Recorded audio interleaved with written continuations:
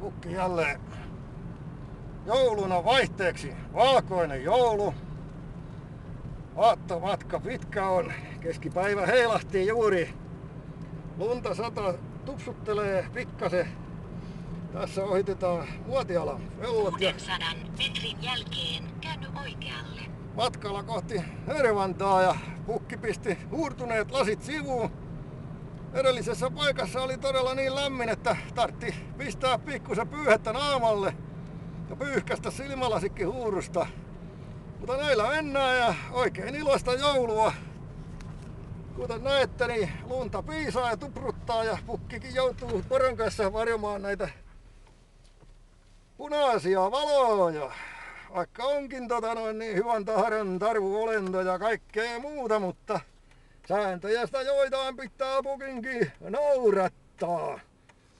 Ja niin kuten näette, niin aattoliikenne on Muotialan risteyksessäkin kohtuullisen vilikasta ja Iidesranta, mitä on yritetty sitkeästi kaavoittaa, onneksi on vielä tältä reunalta asuttamaton ja toivottavasti sellaisena pysyykin, että pukillakin riittää ja vesilinnuilla näköalaa ja laskeutumisalustaa.